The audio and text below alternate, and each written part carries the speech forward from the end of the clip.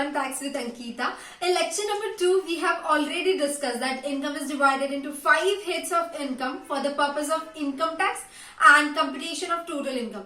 There are separate sections and rule for each head for computation of total income.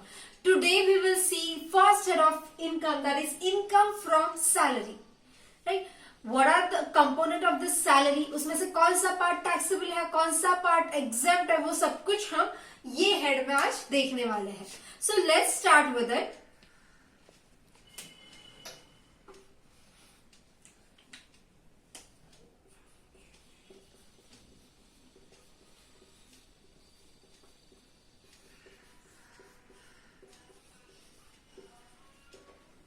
There must be employer-employee relationship.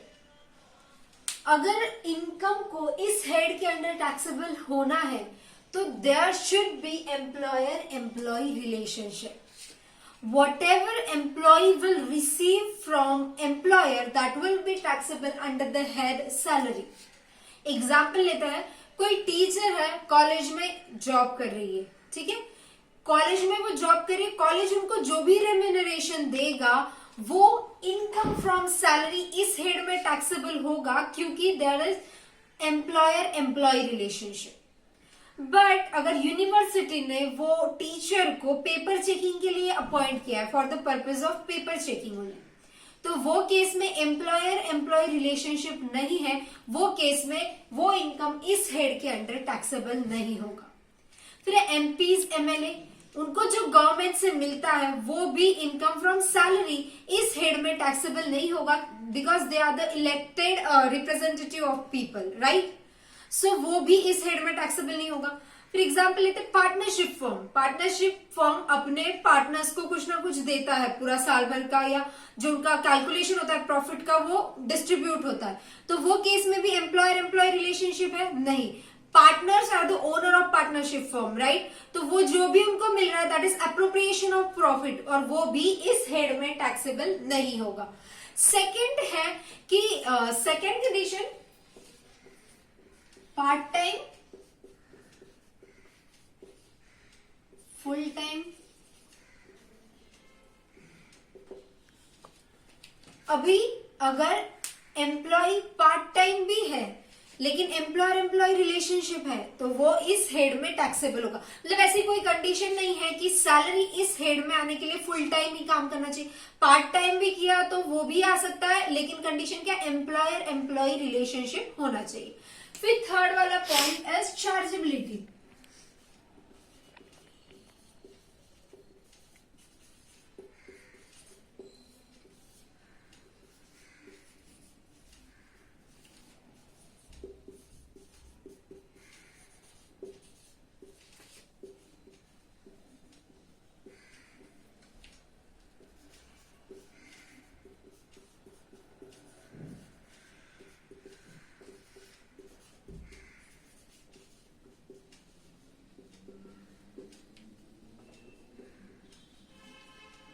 Salary is taxable on due or receipt basis. इसका मतलब क्या है, example के साथ समझते हैं. Example Jain, Feb, मार्च और अप्रैल, ठीक है.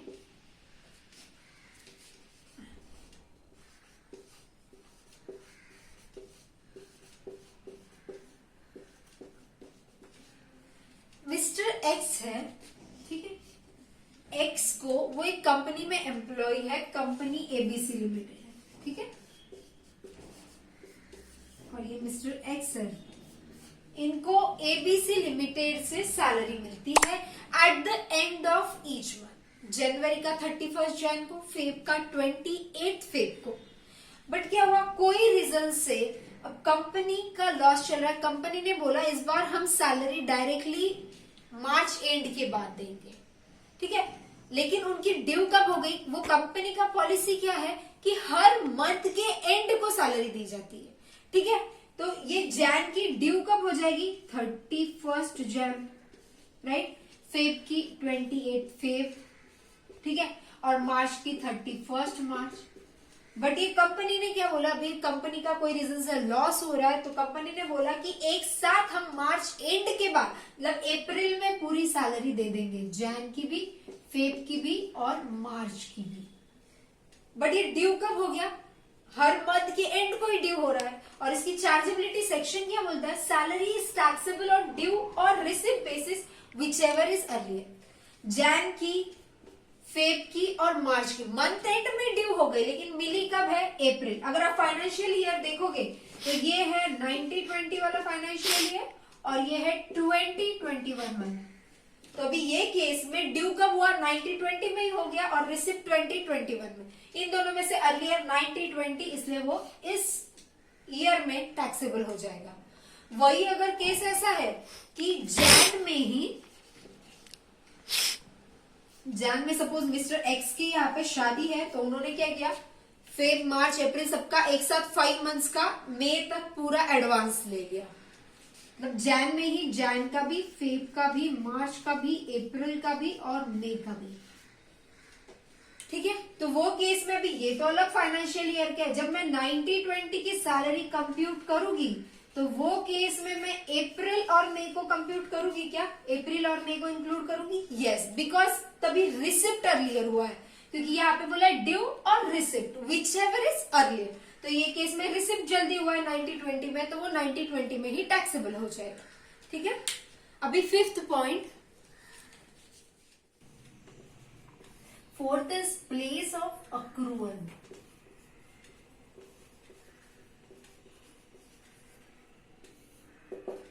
प्लेस ऑफ अक्रूवल का salary accrues where the services are rendered even if it is paid outside India. इसका मतलब क्या है, अगर सर्विस आप इंडिया में दे रहे हो तो आपकी जो सैलरी अक्रू होगी वो इंडिया में होगी, सब्जेक्ट टू सेक्शन 9 जो कि बात करता है income deemed to be accrue और arise in India.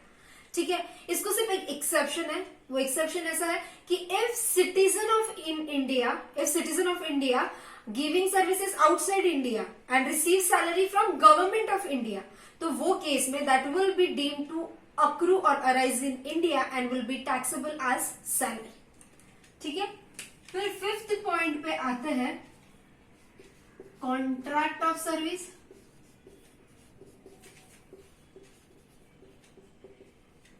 And contract for service.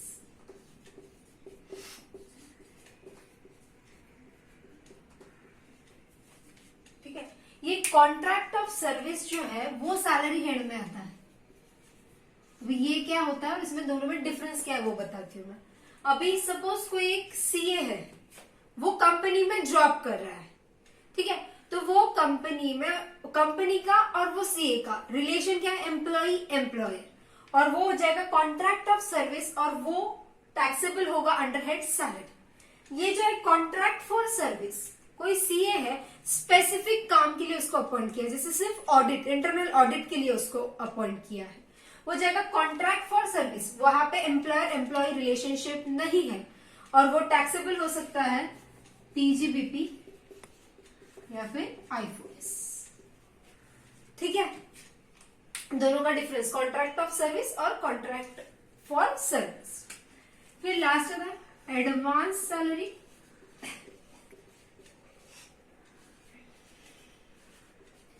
And advance against salary.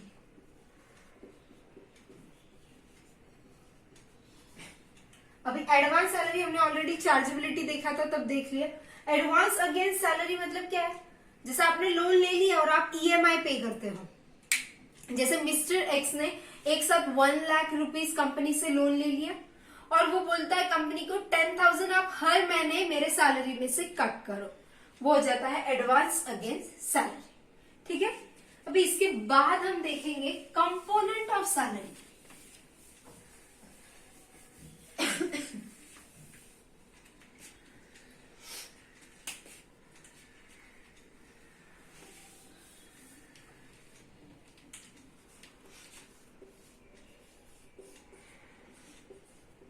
Salary के कंपोनेंट कौन कौन से हैं, मैं इसको 4 पार्ट में डिवाइड कर दूंगी।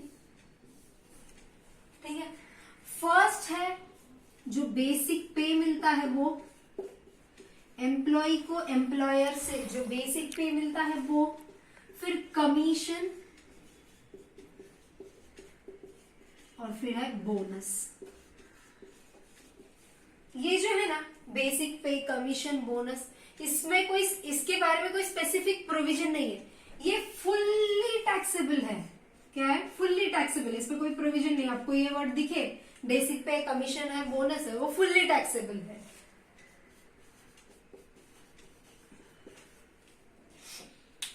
फिर है अलाउंस।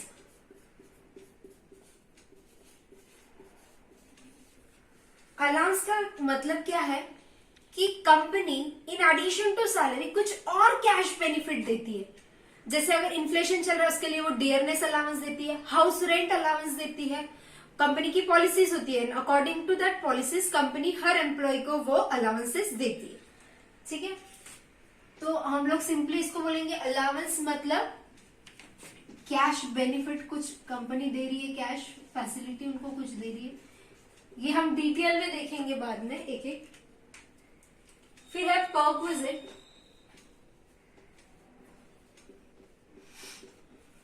अब परक्विजिट मतलब क्या है? ये केस में कंपनी कुछ फैसिलिटी देती है या बेनिफिट्स देती है। देखो इस केस में अलाउंस की केस में हमने देखा था हाउस रेंट अलाउंस दे रही है कंपनी, रेंट के बेनिफिट के लिए कैश में उनको हाउस रेंट अलाउंस है। बट ये परक्विजिट के केस में कैसे? वो असेट ही डायरेक्टली दे देगी। जैसे बहुत सारी कंपनीज घर देती है, कार देती है, वो सब क्या हो जाते हैं? Perquisites, benefit, additional benefit company देती है। लास्ट में है रिटायरमेंट बेनिफिट।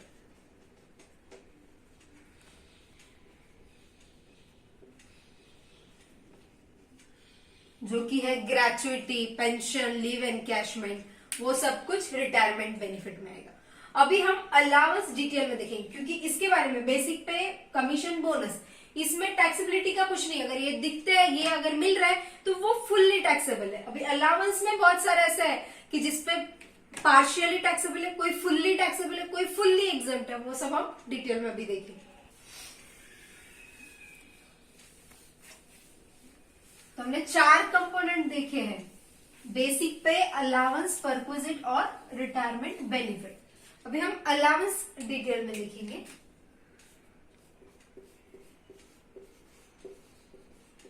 अलाउंस है उसको मैं 4 कैटेगरीज में डिवाइड कर दूंगी वापस। ठीक है, पहला है फुल्ली टैक्सेबल, मतलब ऐसी कोई अलाउंसेस की लिस्ट है जो कि फुल्ली टैक्सेबल है। गवर्नमेंट बोलती है, अगर आपको इनकम टैक्स की प्रोविजंस बोलती है, अगर आपको ये अलाउंस मिल रहा है तो उस पे आपको, पूरे अलाउंस पे आपको टैक्स भरना है, मतलब फुल्ली टैक्सेबल है। फिर है फुल्ली एग्जेम्प्ट। एग्जेम्प्ट मतलब that will not be included in your total income, मतलब इस पे 0 टैक्स लगेगा, ऐसी भी एक लिस्ट है। तीसरा है एग्जेम्प्ट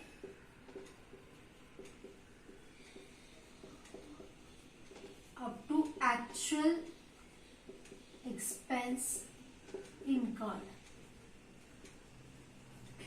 इसका मतलब है कंपनी बोलती है, सपोज कंपनी ने आपको 10,000 दे दिए, ठीक है, कोई एक स्पेसिफिक, आप कोई दूसरी सिटी में कोई काम के लिए गए थे, कंपनी ने आपको 10,000 दे दिए, बोला पूरा आपका सारा एक्सपेंडिचर इसमें देख लेना। आपको टोटल खर्चा वहां पे लगा 8,000। तो ये क्या बोलता है? Exempt up to actual expenditure, मतलब जितना आपका एक्चुअल खर्चा हुआ है ना उतना एग्जेम्प्ट होगा, और जो बचे हुए 2,000 हो गए ना वो टैक्सेबल हो जाएंगे। ठीक है, इतना अमाउंट विल बी एग्जेम्प्ट और जो बचे हुए हैं वो टैक्सेबल हो जाएंगे। और लास्ट वाला है पार्टली एग्जेम्प्ट, पार्टली टैक्सेबल।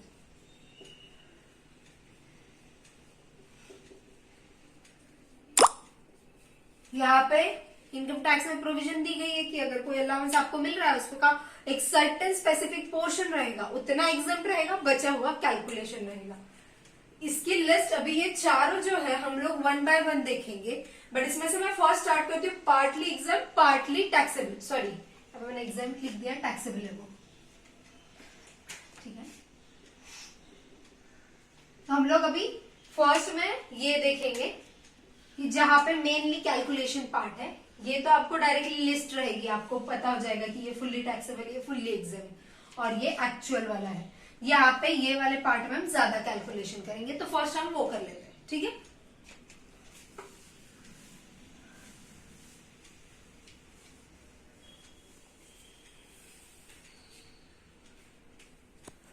वो था partly taxable and partly exempt, ठीक है। इसमें फर्स्ट हम देखेंगे HRA, मतलब हाउस रेंट अलाउंस, ठीक है। बहुत सारी कंपनीज ये वाला अलाउंस देती है। अभी ये जो केस है, यहाँ पे कंपनी की पॉलिसी होती है कि हर एम्प्लॉय को एक certain amount as a house rent allowance दिया जाएगा।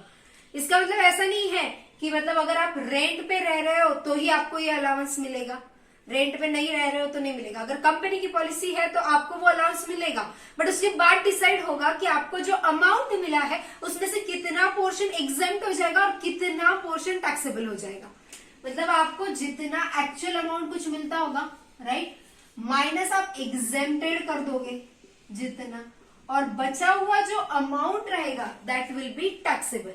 अभी ये एग्जेम्प्टेड मैंने बोला, तो कैसे डिसाइड करेंगे कितना अमाउंट एग्जेम्प्टेड है? उसके लिए हम कैलकुलेशन देखते हैं। एग्जेम्प्टेड के केस में लोअर ऑफ 3 with 3 क्या क्या है? पहला है एक्चुअल HRA, जितना आपको कंपनी दे रही है उतना HRA। Second is rent paid minus 10% of salary, जितना रेंट पे कर रहे हो माइनस 10% ऑफ सैलरी। इसका मतलब देखो, अगर किसी का खुद का घर है तो वो रेंट पे ही नहीं करता होगा, मतलब यहाँ पे ही अमाउंट जीरो हो जाएगी, जीरो माइनस करोगे वही निगेटिव में आएगा, राइट। मतलब ये वो केस में उसको एग्जम्पशन नहीं मिलेगा, उसका फुल्ली टैक्सेबल हो जाएगा। और तीसरा है 40% और 50% ऑफ सैलरी। ये 40 और 50 किसके? 50% जो 4 मेट्रो सिटीज है, that is KDMC, Kalyan Dombivli महानगर पालिका नहीं, कोलकाता, दिल्ली, मुंबई और चेन्नई, ठीक है। तो वो केस में 50% ऑफ सैलरी और अदर देन मेट्रो सिटीज में 40% ऑफ सैलरी। अब यहाँ पे वर्ड आया हुआ है सैलरी, यहाँ पे वर्ड आया है सैलरी, तो ये सैलरी का मतलब क्या होता है? कंपटीशन में कौन सी सैलरी लेंगे?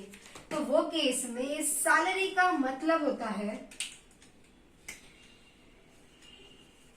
बेसिक पे, जो आपको दिया गया रहेगा क्वेश्चन में, dearness allowance forming a part of retirement benefit. जब वो रिटायरमेंट बेनिफिट का कैलकुलेशन करते हैं उसमें जितना डियरनेस अलाउंस का पार्ट लेते हैं वो यहाँ पे लेंगे। Dearness allowance forming a part of retirement benefit plus commission, वो भी कमीशन कैसा? फिक्स परसेंटेज ऑफ टर्नओवर, अगर दिया रहेगा तो वो हम कमीशन यहाँ पे लेंगे। और ऐसा सैलरी का कंपटीशन में क्या क्या आएगा? बेसिक पे, डियरनेस अलाउंस और कमीशन, उसका कैलकुलेशन करके हम लोग ये लोअर ऑफ 3 जो भी रहेगा उतनी अमाउंट हम एक्चुअल में से माइनस करेंगे और बचा हुआ विल बी टैक्सेबल। अंडरस्टूड? हम एग्जाम्पल देख लेते हैं क्लियर होने के लिए।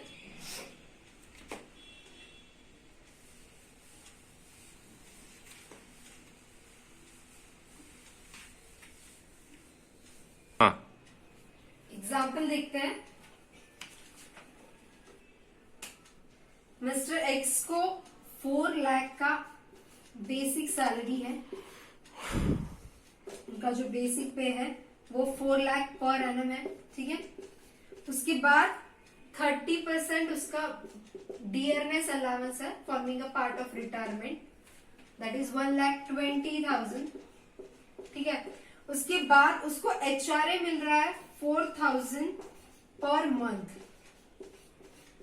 ठीक है, और वो पे कर रहा है, रेंट पेड बाय है 5000 पर मंथ, 5000 पर मंथ, ठीक है। अभी कैलकुलेट करते हैं। देखो फर्स्ट कंडीशन क्या था, एक्चुअल HRA रिसीव बराबर, कितना एक्चुअल 4000 मतलब 48,000 पर एनम बराबर। सेकेंड था रेंट पेड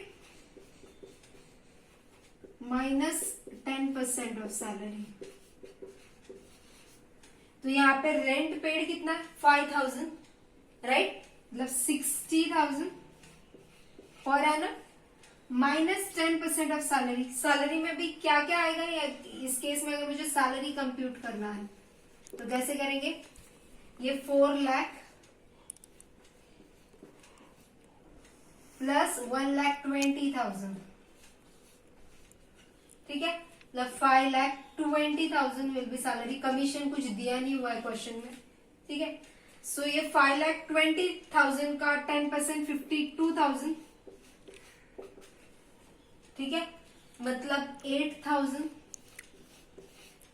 ठीक है। और थर्ड वाला था 40 या 50, मैं भी एग्जांपल में ले लेती हूँ, मुंबई में रह रहा है वो, ठीक है, तो वो केस में मतलब मेट्रो सिटी में है तो 50% ऑफ सैलरी, 50% ऑफ सैलरी मतलब सैलरी इज 2,60,000 बराबर। अभी एक्चुअल कितना मिल रहा है उसको 48,000 बराबर। उसमें से अभी एग्जेम्प्ट कितना रहेगा, दिस और दिस, लोअर ऑफ 3, तो यहाँ पे लोअर कौन सा है, सेकेंड, ठीक है। तो माइनस 8,000 और बचा हुआ 40,000 विल बी टैक्सेबल, समझ गया, HRA, ठीक है। फिर सेकेंड देखते हैं हम,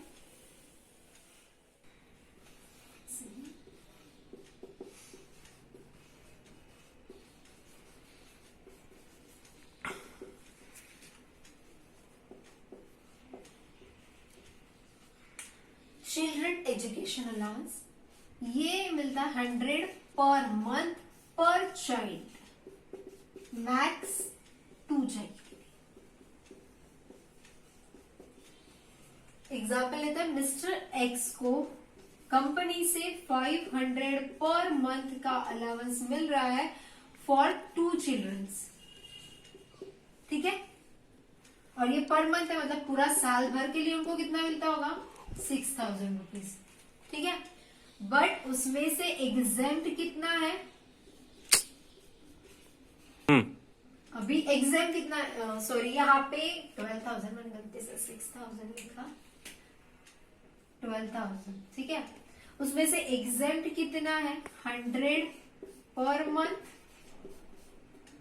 पर चाइल्ड, मैक्सिमम 2 चाइल्ड, ठीक है, मतलब एग्जाम कितना 2,400।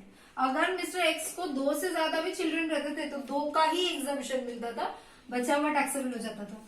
तो इसमें से इतने माइनस हो जाएंगे क्योंकि इतना अमाउंट एग्जाम्प्ट है, बचा हुआ 9,600 विल बी टैक्सेबल, ठीक है। वही अभी थर्ड वाला है चिल्ड्रन हॉस्टल,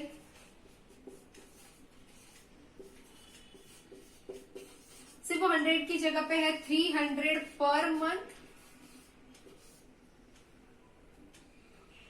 पर child and maximum 2 child, max same, इधर सिर्फ 100 है और यहाँ पे 300 है हॉस्टल के केस में, ठीक है। अभी तक हमने HRA देखा, लोअर ऑफ 3 एग्जाम्प्ट, फिर चिल्ड्रन एजुकेशन जिसमें 100 पर चाइल्ड एग्जाम्प्ट है, 100 पर मंथ पर चाइल्ड, ओके, और हॉस्टल में 300 पर मंथ पर चाइल्ड चाइल्ड, मैक्सिमम 2 चाइल्ड्स। ठीक है, मतलब हम लोगों ने भी अलाउंस का अगर मैं चार्ट बनाऊं वापस, तो अलाउंस में 4 पार्ट थे, बराबर। पहला था फुल्ली टैक्सेबल, फिर था फुल्ली एग्जेम्प्ट,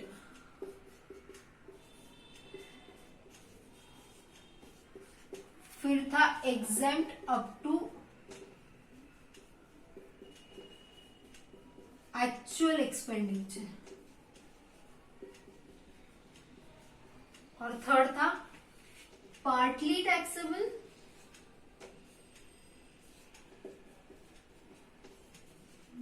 पार्टली एग्जेम्प्ट।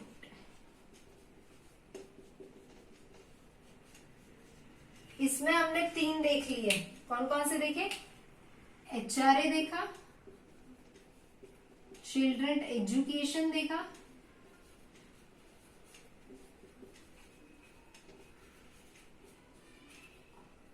और तीसरा चिल्ड्रन हॉस्टल देखा।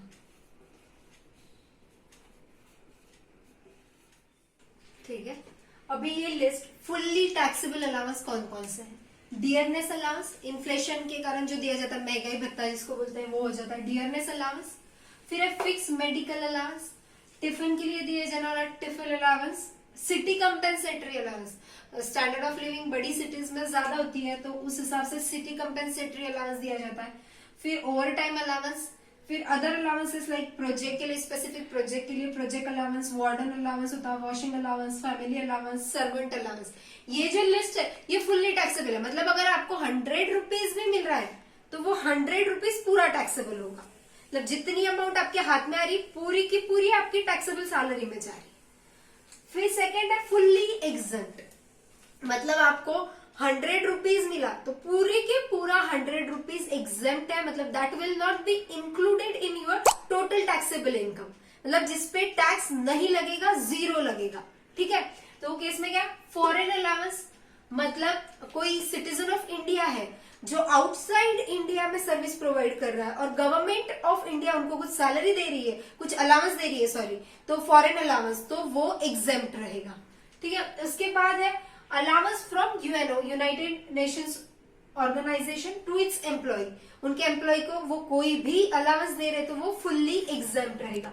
तीसरा है अलाउंस टू हाई कोर्ट जजेस एंड सुप्रीम कोर्ट जजेस, हाई कोर्ट और सुप्रीम कोर्ट के जजेस को जो कुछ भी अलाउंसेस मिलते हैं सारे के सारे एग्जेम्प्ट होता है, 0 टैक्स लगता है उनके। फिर है exempt up to actual expenditure, daily allowance, मतलब आप नॉर्मल आपकी जो प्लेस ऑफ ड्यूटी है वहां से जाके कहीं और काम करने वाले हो और इसके लिए कंपनी आपको कुछ अलाउंस देती है, डेली अलाउंस, तो वो कितना एग्जाम्प्ट रहेगा? जितना आपका एक्चुअल खर्चा होगा। ये हमने देखा था स्टार्टिंग में, मतलब 10,000 आपको दिए, 8,000 आपका एक्चुअल एक्सपेंडिचर है तो 8,000 विल बी एग्जेम्प्टेड और जो बचा हुआ रहेगा वो टैक्सेबल हो जाएगा, 2,000। फिर है यूनिफॉर्म अलाउंस, यूनिफॉर्म के लिए या उसके मेंटेनेंस के लिए जो अलाउंस दिया जाता है उसका भी जितना एक्चुअल एक्सपेंडिचर है उतना एग्जेम्प्ट रहेगा। फिर है हेल्पर अलाउंस, हेल्पर अलाउंस आपको आपके काम के लिए कोई असिस्टेंट दिया जाता है, हेल्पर दिया जाता है, उसका मतलब उसके लिए अलाउंस दिया जाता है तो वो up to actual expenditure exempt रहेगा। बट यहाँ पे हेल्पर वर्ड यूज किया, या आप दूसरा वर्ड यूज कर सकते हो असिस्टेंट, ये सर्वेंट वर्ड नहीं है, सर्वेंट फुल्ली टैक्सेबल में आता है। ठीक है, फिर आपको रिसर्च के लिए कुछ अलाउंस दिया जा रहा है, वो भी आपका fully exempt up to actual expenditure incurred. फिर एक कन्वेंस अलाउंस, आपको ऑफिस के काम के लिए जो कन्वेंस अलाउंस दिया जाता है उतना एक्चुअल एक्सपेंडिचर तक एग्जेम्प्ट रहेगा। बट अगर आपको घर से ऑफिस तक, ऑफिस से घर तक, उसके लिए एक्सपेंडिचर दिया जा रहा है तो वो फुल्ली टैक्सेबल हो जाएगा। ठीक है, लेकिन हाँ अगर कंपनी आपको फैसिलिटी प्रोवाइड कर रही है, मतलब कंपनी आपको पिकअप एंड ड्रॉप की सर्विस दे रही है तो वो केस में वो एग्जेम्प्ट रहेगा। ठीक है, फिर आता है ट्रांसफर अलाउंस, आपका एक सिटी से दूसरे सिटी में ट्रांसफर हुआ है उसके लिए कंपनी आपको अलाउंस दे रही है, वो भी जितना एक्चुअल खर्चा होगा उतना एग्जेम्प्ट हो जाएगा। और ट्रैवलिंग अलाउंस, वो भी सेम, आप ट्रैवलिंग कर रहे हो एक प्लेस से दूसरे, ऑफिस से रिलेटेड काम के लिए, ऑफिस से ट्रांसफर हुआ आपका इसके लिए तो उतना भी एक्चुअल के लिए।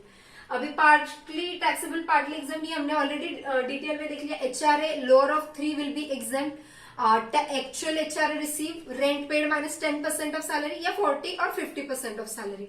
फिर चिल्ड्रन एजुकेशन में हमने देख लिया 100 पर child per month maximum 2 children. Children hostel में 300 पर child per month maximum 2 children.